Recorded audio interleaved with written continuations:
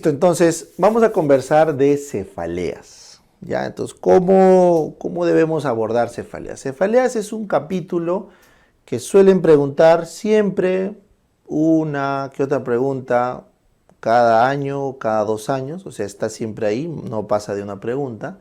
Sin embargo, es un tema muy importante desde el punto de vista del diferencial, o sea, que tú sepas hacer el diagnóstico diferencial. ¿Por qué? Porque es un signo que siempre va a haber en tus preguntas. O sea, tus preguntas siempre van a tener paciente con cefalea, paciente acude con cefalea. Entonces, si tú no sabes identificar los tipos de cefalea y las características clínicas para la cefalea, vas a estar inseguro en neurología. Entonces, al margen de las preguntas, cefaleas es un capítulo importante porque te permite tener una base teórica sólida. ¿Está bien? Entonces, vamos a desarrollar cefaleas. Entonces arrancamos. Lo primero que tienes que saber es que las cefaleas se dividen en primarias, que son las más frecuentes, el 90%, y cefaleas secundarias.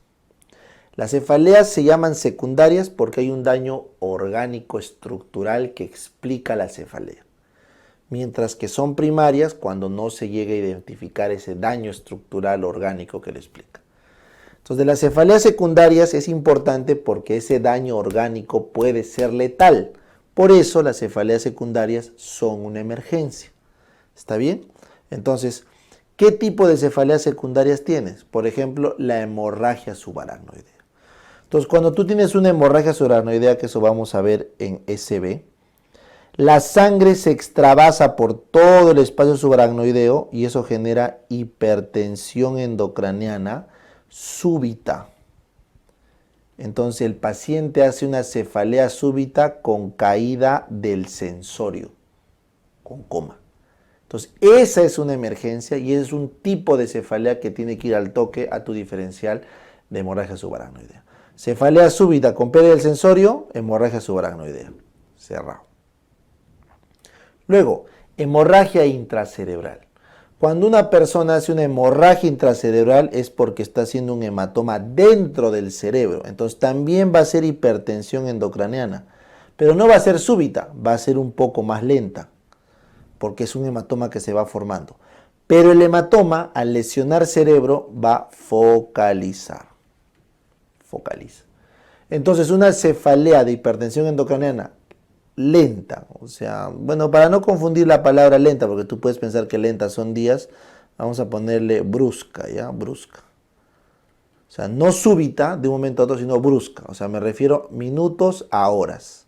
La súbita es segundos a minutos. Ya vamos a usar términos relativos. Pero ¿qué focaliza? Entonces estamos frente a una hemorragia intracerebral. Hemorragia, hipertensión endocraniana con focalización e inicio de minutos a horas, hemorragia intracerebral. ¿Ya? Ahora, ¿qué pasa si tú tienes un ictus isquémico? O sea, simplemente el paciente hace focalización, focaliza por el ictus, pero la cefalea es leve. A veces ni hay. Entonces, una focalización con cefalea leve, sospechas en isquemia, porque la isquemia no hace hipertensión endocraniana, pero sí focaliza. Entonces, puede haber cefalea con focalización, pero cefalea leve, debe ser isquémico. Porque la cefalea de la hipertensión endocraniana es severa, es intensa. ¿Ya? Doc, un hematoma. Por ejemplo, un hematoma acá, un epidural o un subdural. No lo sé. Entonces, para un hematoma tiene que haber traumatismo encefalocraneano como historia. Para que tú digas que hay un hematoma ahí, tiene que haber un golpe previo. Y recuerden que se puede perder el sensorio desde el inicio o se puede perder el sensorio progresivamente o el sensorio nunca se pierde, igual estás tequeado. Entonces, cuando llevan en neurocirugía TEC, van a darse cuenta que el patrón de pérdida del sensorio, eso depende del tipo y el tamaño del hematoma. Entonces, ahí tienes otro diferencial de una cefalea de emergencia secundaria. ¿Listo? Apoplejía pituitaria, síndrome de Sheehan, típico, una mujer que está en el puerperio, ¿correcto? Y ha perdido harto volumen, ha hecho un shock hipovolémico. Entonces, una hemorragia posparto en el puerperio inmediato con shock hipovolémico te puede dar apoplejía pituitaria. Es una cefalea intensa, pero después de un shock hipovolémico por hemorragia posparto. Eso es Sheehan, eso lo ven en obstetricia. Ahí tienes otra cefalea secundaria de emergencia, ¿no? La mujer no puede dar de lactar, hace insuficiencia panhipopituitarismo, entonces diagnosticado. Un poquito más tranca, quiste coloide. ¿Qué es eso, doc? Es un tumor del tercer ventrículo, del cuarto ventrículo, que obstruye el acueducto de Silvio. Entonces hay una hidrocefalia. Hay una cefalea, pero esta cefalea suele ser postural. O sea, el quiste coloide, cuando tú te vas moviendo, se mueve contigo. Entonces, en alguna posición, cierra el acueducto de Silvio y empieza a empeorar la hidrocefalia y duele más. Entonces, una cefalea postural con hidrocefalia, sospechas un quiste coloide ventricular. Ya, yo sé que es raro, pero es un tipo de cefalea secundaria que se saca con la historia clínica. Hipertensión de fosa posterior. Cuando tienes un paciente con hipertensión endocraniana severa, que está haciendo disminución de la frecuencia respiratoria, ¿correcto? Que está haciendo papiledema, entonces esa cefalea puede ser de hipertensión de fosa posterior, por ejemplo un tumor en fosa posterior. Entonces papiledema, correcto, disminución de frecuencia respiratoria en un paciente con hipertensión endocraniana, sospecha fosa posterior, Y finalmente la encefalopatía hipertensiva es un paciente que tiene demasiada presión arterial, por encima de 220 de sistólica, por encima de 120, 140 diastólica, súper alta, que tiene un dolor sobre todo en la región occipital, pero que tiene trastorno de conciencia. Entonces, una presión muy alta, sistólicas por encima de 220, diastólicas súper altas, con cefalea occipital intensa y pérdida del sensorio, encefalopatía hipertensiva, ¿ya? Y también puede haber hemorragias retinales o papiledema también, ¿ya? Entonces, estas 8 son las principales causas de cefalea secundaria que son consideradas una emergencia. Y por lo tanto, ustedes deberían saberlas y desde el inicio tienen que sacar la respuesta, porque está cantado. La clínica que tiene es imposible equivocarse. ¿Listo? Bien.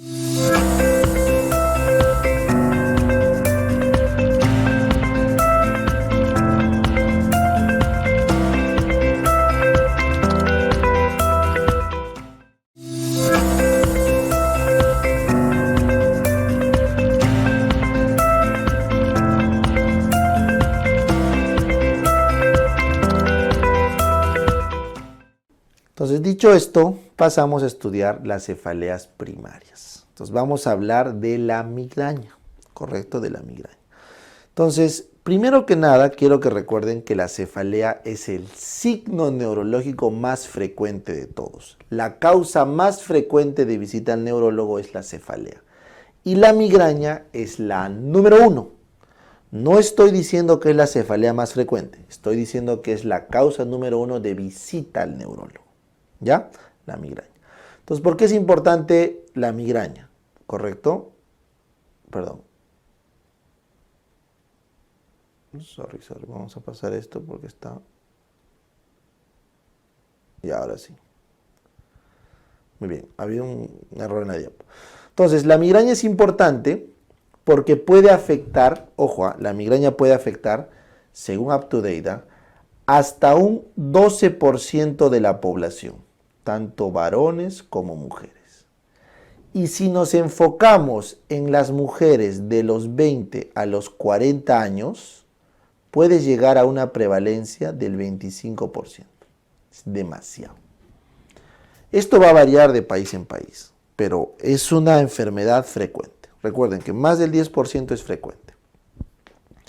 Es una enfermedad de la mujer joven. O sea, que se manifiesta pasados los 20 años y suele ser su clímax de clínica hacia los 40 y luego va bajando un poco. ¿Ya?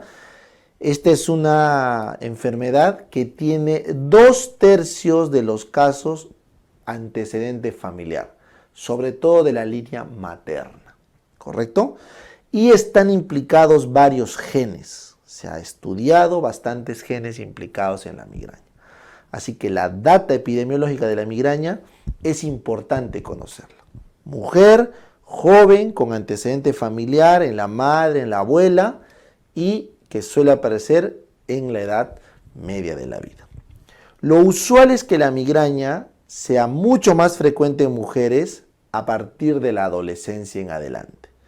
La migraña en los niños suele ser por igual hombres y mujeres la frecuencia y es mucho menor. Muy bien. Clásicamente, o mejor dicho, tradicionalmente, la migraña se divide en una migraña común y una migraña clásica. La migraña clásica representa alrededor del 15% de los pacientes con migraña, aunque en Estados Unidos esto puede llegar hasta 22%. ¿Ya? La diferencia clave entre las dos es que la migraña común no tiene aura y la migraña clásica sí tiene aura. ¿Ya? Y eso vamos a explicar porque es muy importante en la clínica de la migraña. Muy bien, entonces vamos a darnos un espacio para que vengan nuestras animaciones. Por ejemplo, la migraña, para su diagnóstico, requiere que se cumplan una serie de requisitos que vienen de la mano con la fisiopatología de la misma. ¿Ya? Entonces, para el diagnóstico de la migraña, yo necesito por lo menos 5 ataques de migraña que no puedan explicarse por otra causa más que por estos criterios de migraña. ¿Cuáles son? Por lo menos deben de cumplirse 2. Que sea pulsátil, que pulse. ¿Por qué? Porque la migraña tiene una causa neurovascular. La migraña tiene una patología neurovascular. Por lo tanto, al ser vascular, es un dolor pulsátil. Hemicránea. Al menos el 70% de las migrañas suelen ser unilaterales hemicráneas, porque se deben a la liberación y la sensibilización de un área o de un hemisferio o del otro, seguido a una estimulación cortical, pero unilateral. ¿Ya? Ahorita vamos a ver más a detalle. La migraña suele acompañarse de náuseas, vómitos, fotofobia o sonofobia. Entonces, basta que estén uno de esos 4, es también un criterio que apoya la migraña. La migraña empeora con el ejercicio y mejora con el sueño. Y finalmente, la migraña suele durar mínimo 4 horas y puede durar hasta 72 horas, porque si dura más de 72 horas se llama estatus migrañoso, porque su causa es una liberación de neuropéptidos. ¿Ya? Entonces, esas características son importantes en la migraña. Acá en vez de micránea, porfa, vamos a poner moderada a severa, porque la paciente no puede hacer su trabajo del día a día. Entonces, nuevamente, para tú poder diagnosticar la migraña, necesitas al menos 5 episodios que no se puedan explicar por otra causa, que por lo menos tengan un tipo pulsátil de dolor, que sea hemicránea, que empeore con el ejercicio, que dure mínimo 4 horas, inclusive puede llegar a 3 días, y que sea moderado a severo como para no dejarte trabajar. Si cumple 2 de esos, tenemos criterio. Y adicionalmente, tiene que tener náuseas, vómitos, fotofobia o sonofobia. Usualmente la migraña tiene 2 de esos criterios. Entonces, si tenemos todo esto, hemos diagnosticado una migraña común. Entonces, ¿qué nos falta para diagnosticar una migraña clásica? Para diagnosticar una migraña clásica necesitamos el aura. Y el aura se diagnostica como una clínica de afectación cortical de 5 a 60 minutos de duración.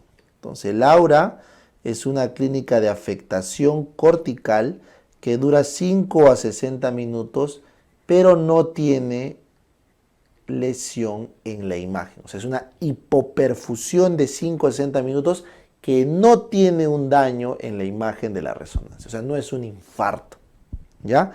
Y este aura debe anteceder como máximo 60 minutos antes del inicio de la cefalea. Y este aura suele ser una hipoperfusión visual, también puede ser motora, puede ser también sensitiva o de cualquier otro área cortical. Pero lo más frecuente es visual. Entonces se dice que es una migraña clásica cuando aparece aura. Y el aura se entiende como una hipoperfusión de corta duración, 5 a 60 minutos, que no tiene lesión positiva en una resonancia, que suele ser de tipo visual o puede ser también motora o sensitiva, pero lo más frecuente es visual, y que esta aura antecede como mucho 1 hora antes del inicio de la cefalea. Ojo, si el aura dura más de 1 hora, es una aura atípica. Si el aura tiene lesión en la resonancia, eso se llama migraña stroke o migraña complicada, ¿correcto? Bueno, en términos cortos es migraña stroke, no es complicada, es migraña stroke, ¿ya? Migraña stroke. Si el aura ocurre en el territorio de la arteria basilar, se llama migraña basilar, ¿ya? ¿Y por qué? Porque ahí la clínica es grave, pues de pares craneales, de pérdida de conciencia, de equilibrio, es una migraña basilar, ¿ya? Muy bien. Entonces, con esto que hemos visto acá es cómo haces tu diagnóstico de migraña. Entonces, para esto yo requiero este gráfico para que ustedes entiendan todo lo que hemos hablado, se explica acá, ¿ya? Se explica acá. Entonces, miren, esto que están viendo acá son las áreas: visual primaria, secundaria, motora primaria, secundaria, sensitiva primaria, secundaria, ¿correcto? Estas son las áreas de las asociaciones secundarias, visoespaciales, todo esto de acá. Entonces, ¿qué es lo que ocurre en la migraña? La migraña tiene una primera fase, ¿correcto?, prodrómica, donde se liberan unos estímulos del tronco encefálico de sensibilización nerviosa, o sea, se liberan neurotransmisores. Estos neurotransmisores, como ves acá, ¿correcto?, ya van a sensibilizar las terminales nerviosas y las columnas corticales, ¿ya? Una sensibilización. Y eso explica en parte la clínica de la migraña. Luego, la serotonina que se libera hace un fenómeno de vasoconstricción, igual que la noradrenalina. Esa vasoconstricción explica también en parte la clínica de la hipoperfusión. Pero luego, esa vasoconstricción le sigue una vasodilatación. Entonces ahí aparece en esta parte acá que son las meninges, los vasos meningios, que también han sufrido vasoconstricción. Al tener vasodilatación rápida, van a estimular estas terminales trigeminales. Entonces ahí es donde se empata la teoría vascular con la teoría nerviosa. Porque estas terminales trigeminales, que son las que detectan el dolor acá a través del quinto 1 del ganglio de Gasser, estas terminales van a bajar y van a estimular al núcleo del quinto par, y ese núcleo del quinto par va a mandar la señal de dolor al tálamo, y el tálamo va a activar sus señales tálamo-corticales y va a estas neuronas que ya estaban sensibilizadas previamente, las va a activar y va a aparecer aún más clínica del aura. Nuevamente, este dolor acá va a estimular estos centros de noradrenalina, que van a estimular otra vez a los ganglios simpáticos, y eso va a estimular la vasoconstricción y luego una vasodilatación, y esa dilatación va a dar dolor, y ese dolor va a estimular otra vez a la noradrenalina y va a estimular otra vez al tálamo y va a empeorar el aura, y se empieza a hacer un círculo vicioso. Entonces, como te das cuenta, la migraña es un mecanismo neurovascular, donde arranca un estímulo nervioso, le sigue un estímulo de vasoespasmo, que a su vez empeora el nervioso y se hace un circuito reverberante que empeora la clínica. ¿Entendieron?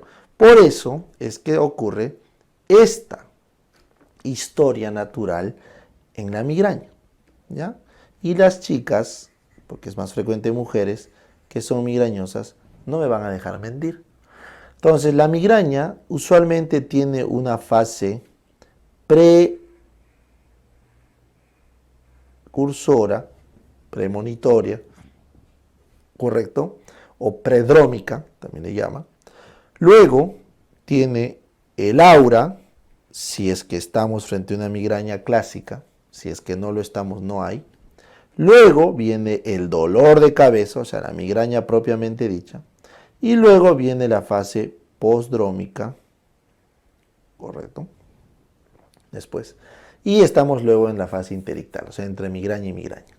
Entonces, ¿qué es lo que arranca en esta fase interictal? ¿Qué es lo que arranca acá el episodio migrañoso? Lo primero tienen que recordar que es una enfermedad multifactorial, que habíamos dicho que tiene un componente genético, pero que tiene muchas otras causas.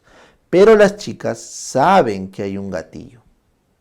Puede ser tomar vino tinto, puede ser comer un chocolate cargado, puede ser tomarse o comerse un queso curado, puede ser dormir mucho, dormir poco, dormir en la tarde, puede ser la regla que viene o la regla que se va, puede ser pastillas anticonceptivas, puede ser cambio de clima, puede ser mucha exposición al sol, y así puedo seguir porque hay un montón de gatilladores que se han descrito, que suelen liberar una actividad autonómica hasta 2 días antes de la migraña.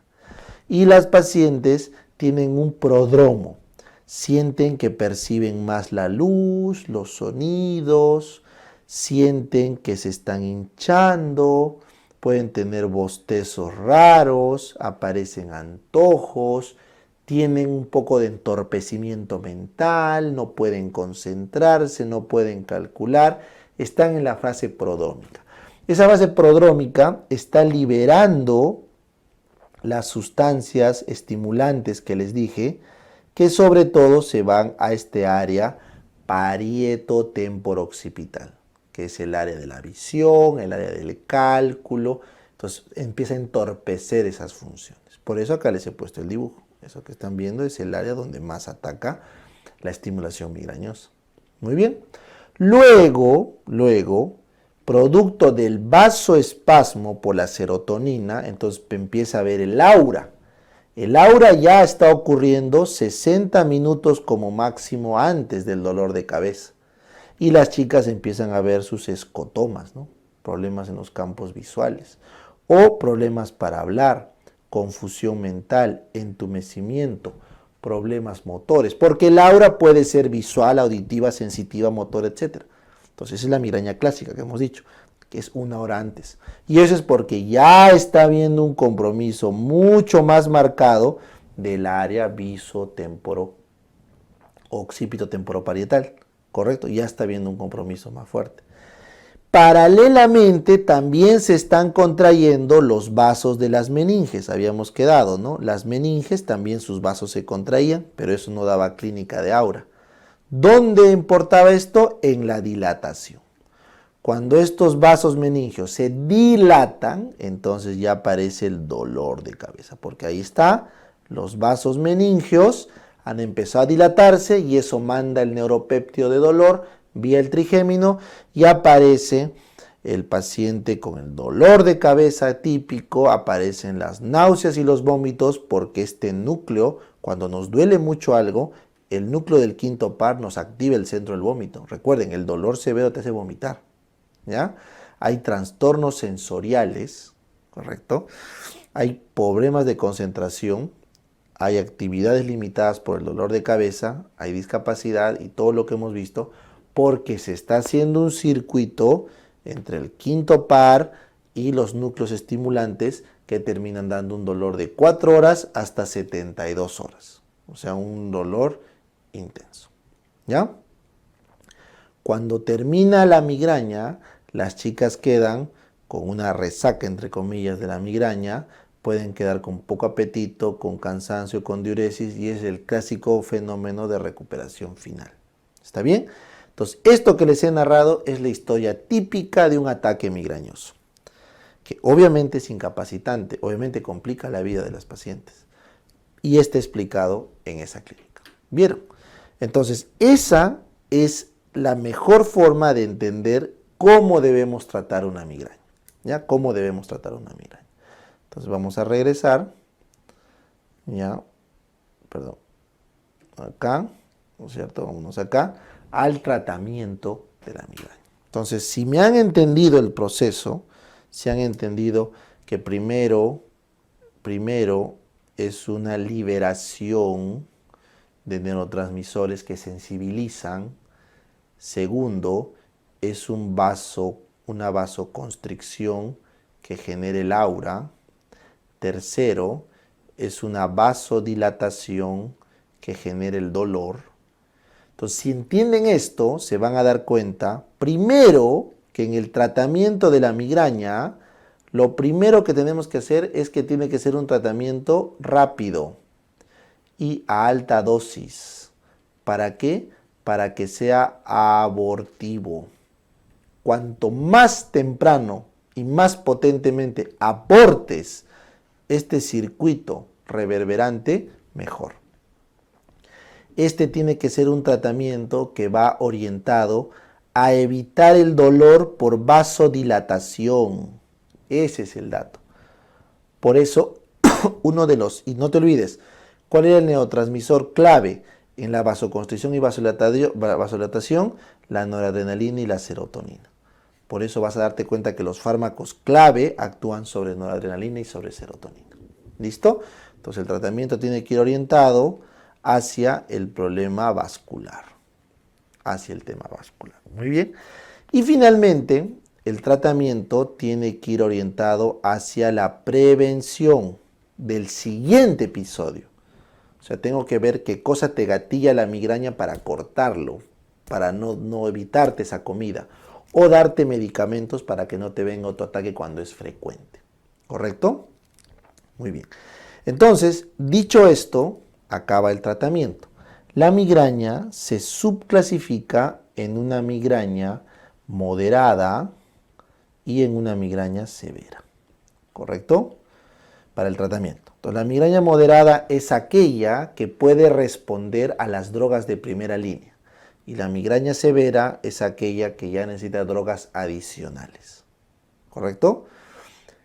La migraña en estatus es aquella que dura por más de 72 horas y requiere hospitalización y manejo endovenoso. ¿Ya? Entonces arrancamos. La migraña moderada debería tratarse con AINES. Entonces acá el primer manejo es AINES. ¿Correcto? Usualmente ibuprofeno, naproxeno son AINES aceptables. AINES, ¿correcto? Vamos a poner acá ibuprofeno, naproxeno. Sin embargo, si el paciente no puede consumir los AINES, se le puede dar paracetamol. El paracetamol es una opción para la migraña, pero en muchos estudios se ha visto que es mejor un AINE. Pero igual, puedes usar ambos. Pero si puedes arrancar con un AINE, mejor. ¿Ya? No con paracetamol. Muy bien. Si el paciente tiene náuseas o está con riesgo de no tolerar la vía oral, los antieméticos son importantes. ¿Correcto? Los antieméticos son importantes. ¿Listo? Si es que tolera. Muy bien. Ahora, ¿qué pasa si el paciente tiene 3 o más ataques consecutivos y no está respondiendo al AINE? Entonces, si el paciente no responde al AINE, correcto, entonces acá vamos a borrar esto. Si el paciente no responde al AINE, se le tiene que dar triptano. Sorry, que me confundí. Triptano, ¿ya? Si el paciente no responde al AINE, entonces ya estamos frente a una migraña que está pasando a severa, le vamos a dar triptanos. Los triptanos son fármacos agonistas que actúan sobre el receptor serotoninérgico. Son agonistas serotoninérgicos 1B, 1D. Entonces, esos triptanos ayudan a controlar esta vasodilatación. ¿Está bien? Existe un tratamiento de triptano naproxeno. Si la monoterapia con triptano no es suficiente, le añadimos naproxeno. ¿Ya? Le añadimos naproxeno. ¿Listo? Muy bien, entonces esta es tu segunda línea de manejo, triptanos. ¿Cuáles son los triptanos? El sumatriptán, tolmetriptán, los triptanos. El más usado es sumatriptán, ¿correcto? Si nuevamente el paciente tiene sus 3 ataques consecutivos y no responde a los triptanos, incluyendo la adición de triptano naproxeno, entonces ya estamos en la tercera línea de manejo. Ya esa es una migraña ya grave. Entonces en esta tercera línea de manejo ya podemos usar el Ditan. El Ditan son fármacos muy modernos que son también agonistas de la serotonina, pero no del tipo B ni D, sino del tipo F. ¿Ya? Entonces estos fármacos también pueden utilizarse, el Ditan o los Gepants. Los Gepants son los bloqueantes de los receptores de los genes relacionados a la calcitonina. ¿Ya? Los Gepants, que también se han usado, se han descubierto en los últimos años, que pueden tratar migrañas de difícil respuesta. ¿Ya? Entonces Ditan tiene otra diana serotoninérgica y los Gepants tienen bloqueo del receptor del gen relacionado a la calcitonina. ¿Ya? Entonces, ese es el algoritmo. Entonces, AINES, tu primera línea, ahí está. Triptanos, sumatriptán, correcto, tolmetriptán, y luego el Ditan y los Gepants, ¿ya? Los Gepants. Son varios Gepants, varios tipos. Muy bien, entonces hasta acá han venido las preguntas de examen, hasta el sumatriptán, pero por si acaso les pongo los de abajo. Ahora, si la migraña fuera severa desde un inicio, simplemente lo que se hace es, se pasa a un triptano de frente y por vía intranasal, ¿ya? En los casos de migrañas severas. Muy bien. Ahora, ¿qué pasa si tu paciente está entrando en estatus migrañoso? Entiéndase por estatus migrañoso aquel paciente que con tratamiento adecuado por más de 72 horas sigue con sus crisis migrañosas. Entonces, acá el paciente tiene que ser hospitalizado, se le tiene que pasar por vía endovenosa el cóctel antimigrañoso. ¿Qué consiste el cóctel? El AINE se usa el de rescate, que es ketorolaco. El triptano, el sumatriptán, se pasa por vía endovenosa. Se le añade metoclopramida, se le añade clorpromacina o benzodiazepina. Clorpromacina o benzodiazepina, que es un sedante. Si está con náuseas, se le puede dar metoclopramida, pero ojo, cuidado con el signo, con la clínica parkinsoniana, ¿ya? Cuidadito, ¿ya? Entonces se prefiere usar con mucho cuidado la metoclopramida en casos de náuseas acá. Y si ni con eso te responde, a todo este cóctel se le añade dexametasona o metilprednisolona, un corticoide, ¿correcto? Entonces es el extremo del manejo del estatus migrañoso, ¿ya? Bacán. Finalmente, cuando la paciente tiene hasta 4 episodios al mes, quiere decir que está teniendo un episodio de migraña por semana, corre el riesgo de hacer una migraña transformada, se llama. Migraña transformada o una migraña crónica.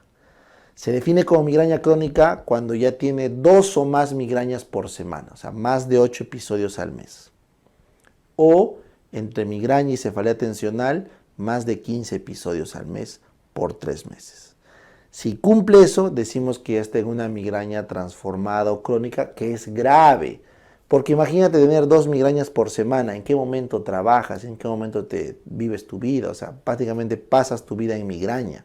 Y eso es clásico de pacientes con antecedentes genéticos, con depresión, con ansiedad, con trastornos de personalidad, con problemas alimenticios, que rápidamente complican con migraña crónica.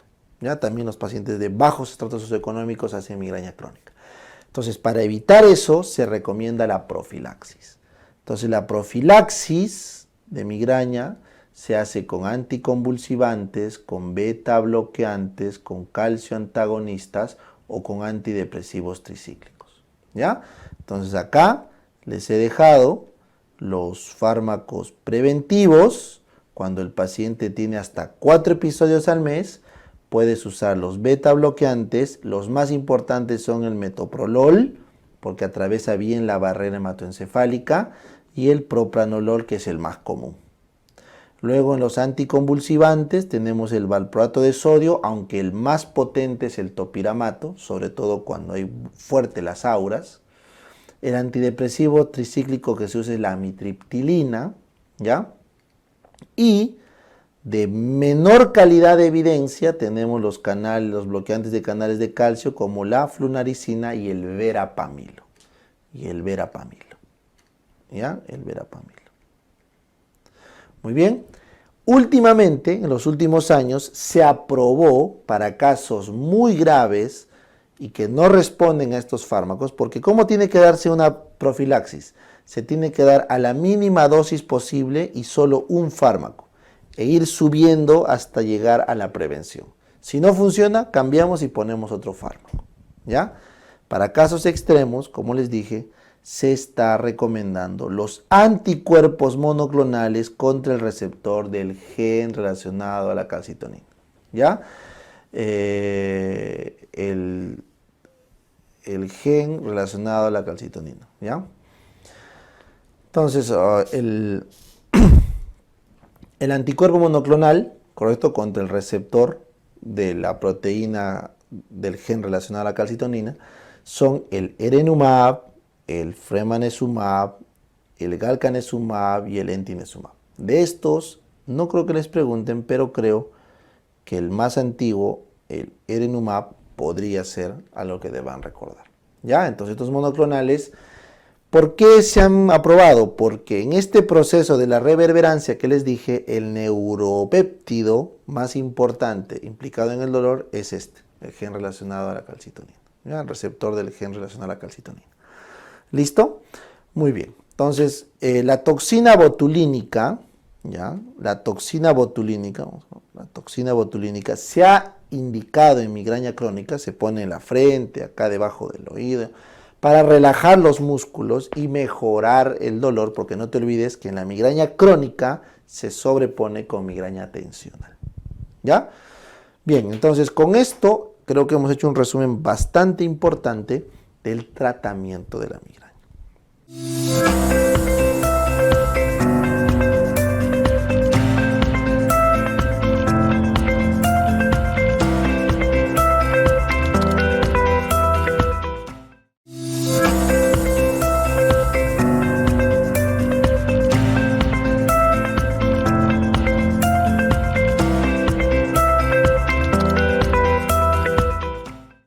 Ahora sí pasamos a cefalea tensional.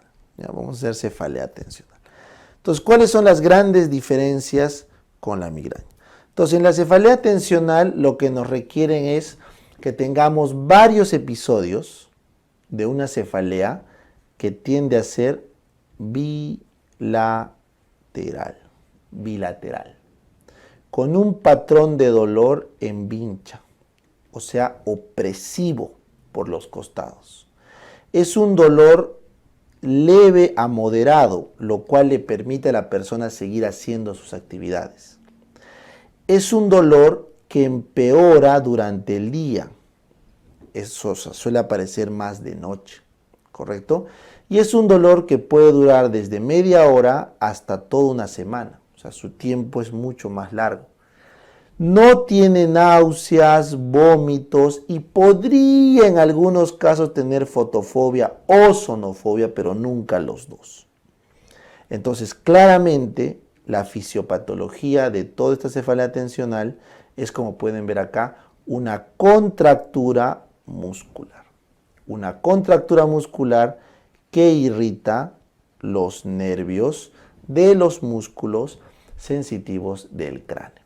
que serían los occipitales, temporales, frontales y los de la masticación e inclusive el trapecio y el esternocleido. O sea, todos los músculos relacionados a la cabeza, a la masticación se pueden irritar y el dolor es en vincha. ¿Listo? Entonces, esta contractura muscular obedece a dos causas. En la mitad de los casos es una causa psicógena. Y eso es típico de mujeres con ansiedad y depresión. Entonces, la cefalea tensional, la mitad de los casos es de causa psicógena, por depresión ansiosa.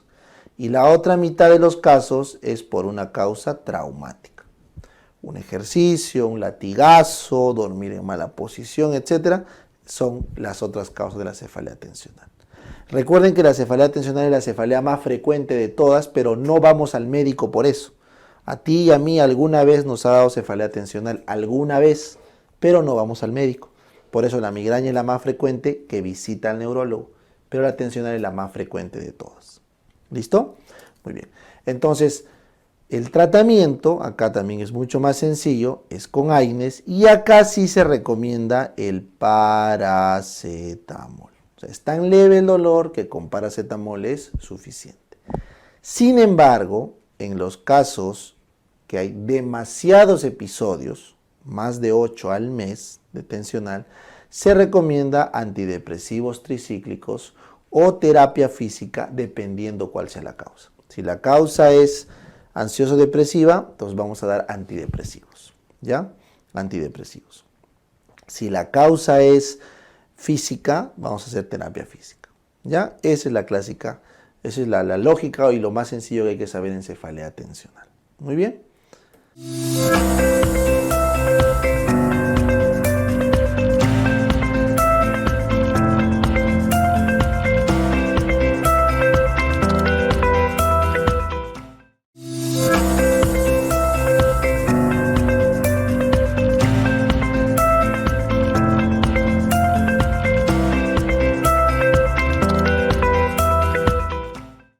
Vamos a la siguiente, cefalea primaria de Horton. La cefalea de Horton está dentro de las cefaleas histaminérgicas, ¿correcto? Entonces, la cefalea de Horton es una cefalea trigémino autonómica. Ese es el término correcto. Una cefalea trigémino autonómica. O sea que tiene estímulo trigeminal para el dolor y autonómico por la clínica autonómica que desencadena. ¿Correcto? Muy bien. Otra cefalea trigémina autonómica es la neuralgia del trigémino. ¿Ya? Por algo, neuralgia del trigémino. ¿Listo? Entonces, vamos a hablar de la cefalea de Horton. La cefalea de Horton también se llama cefalea en racimos. Se llama también cluster headache en inglés. O también le llaman la cefalea histaminérgica de Horton, que es un nombre más antiguo. Entonces, ¿por qué se llama así?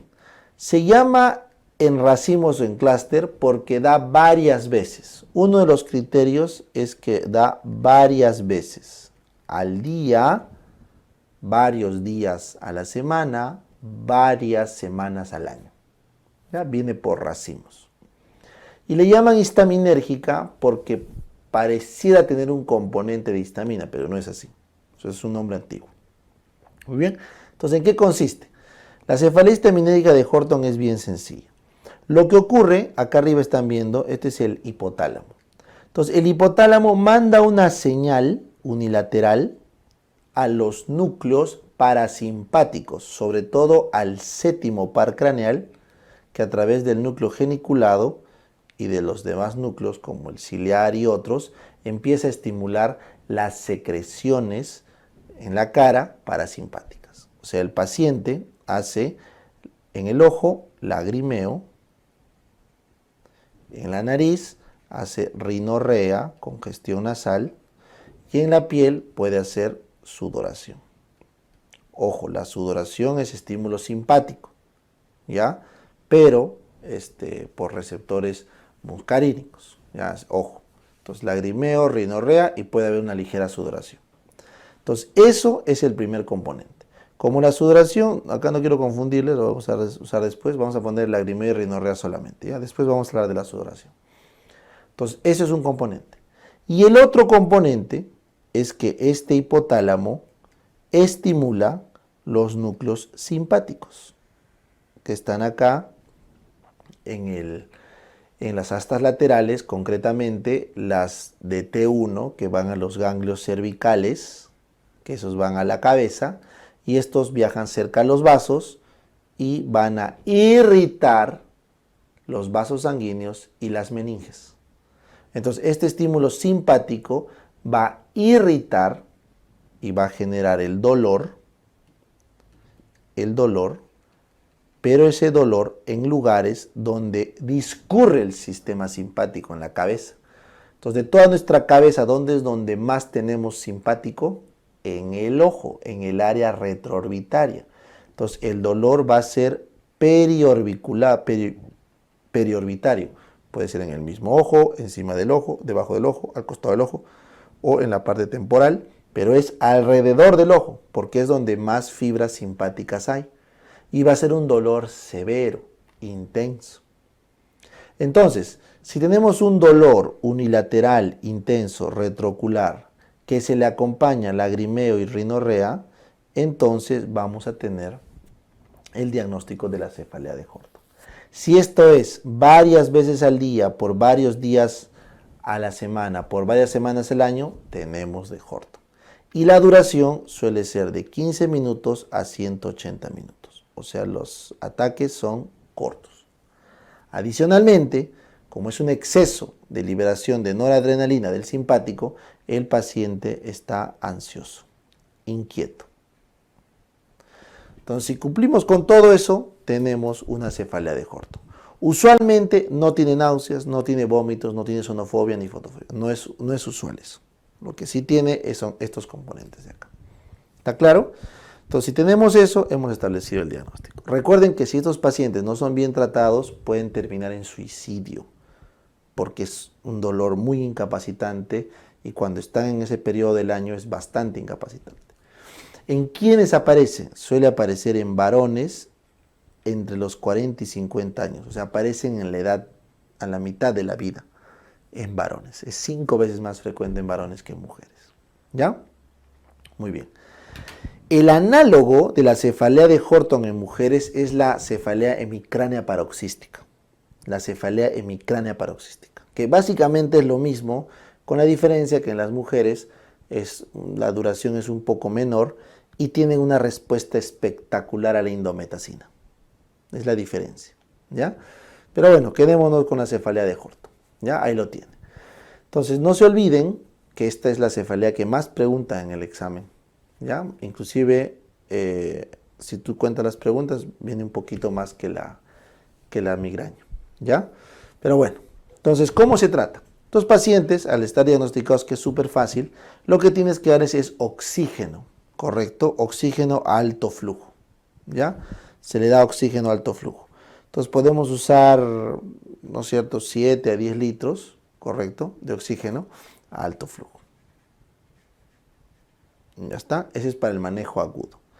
Si no tenemos oxígeno a alto flujo, podemos dar triptanos, pero tienen que ser subcutáneo o intranasal. O sea, no se puede dar vía oral. Tiene que ser manejo como migraña grave, ¿correcto? Entonces, oxígeno a alto flujo y triptanos intranasales o subcutáneos es el manejo agudo de estos pacientes. Ahora, obviamente, estos pacientes lo que quieren es evitar que les venga su siguiente crisis. Entonces, se tiene que hacer en todos tratamiento profiláctico, preventivo, ¿ya? Entonces, la prevención de la cefalea de Horton es corticoides más ácido valproico, ¿correcto? Entonces, se toma corticoides hasta que el anticonvulsivante haga efecto. Y después, con el tiempo, se retira el corticoide y se queda con anticonvulsivante. O también podemos usar litio. También, anticonvulsivante, podemos usar también litio. Calcio antagonista se usa, pero no es tan eficaz, ¿ya? Entonces, estos fármacos se utilizan hasta que el paciente, por lo menos por 2 semanas, esté sin dolores de cabeza. Y de ahí se retira. Entonces, el manejo de una cefalea de Horton es oxígeno alto flujo, correcto, por algunos minutos, no sea mucho tiempo, o triptanos por vía parenteral. ¿Ya? Para prevenir las crisis, se le da corticoide con un anticonvulsivante o con litio. Se le retira el corticoide cuando ya está haciendo efecto los anticonvulsivantes o el litio y se le mantiene por 2 semanas y luego se le retira pausadamente para evitar que sigan habiendo las crisis de dolor. ¿Ya está? Eso es. Muy bien.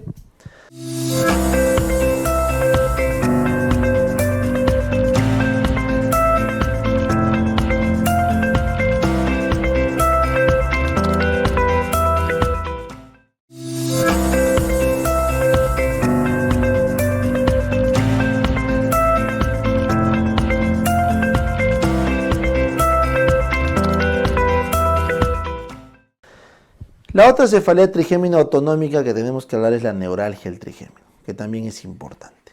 ¿Ya? Entonces, la neuralgia del trigémino, como su nombre lo dice, es un dolor de origen nervioso desencadenado por el nervio trigémino. Concretamente, la rama quinto 2 maxilar o el quinto 3 mandibular. ¿Ya? Entonces, esta cefalea suele ocurrir en mujeres, se manifiesta entre los 40 y 50 años de vida, ¿ya?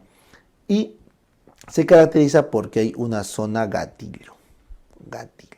O sea, hay una zona que suele ser en las encías superiores o en el labio inferior o acá en la región malar, cigomática, que desencadenan un dolor importante porque el ganglio de Gasser, que es el ganglio del quinto par, empieza a convulsionar.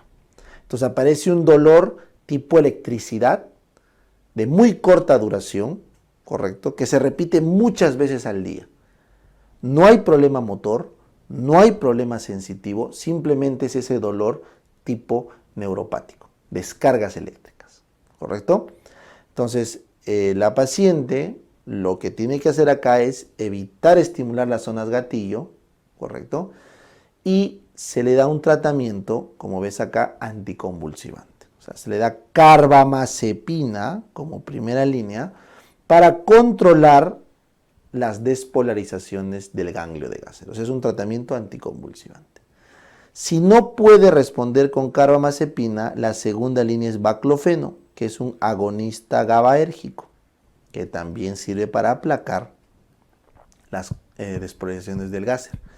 Y recién si no responde con eso, gabapentina, fenitoína son las opciones medicamentosas de segunda línea. La cirugía para destruir el ganglio de Gasser es la última línea. Es una cirugía ablativa para destruir el ganglio y de esa forma ya no se siente la cara. Ya no hay dolor tampoco. ¿Listo? Recuerden esto. Si una mujer joven, alrededor o menor a 30 años, tiene neuralgia del trigémino, eso es igual a esclerosis múltiple hasta no demostrar lo contrario. La neuralgia del trigémino es en mujer de edad media. Pero si aparece en mujer joven, descarten esclerosis múltiple. ¿Ya? Siempre recuerden eso.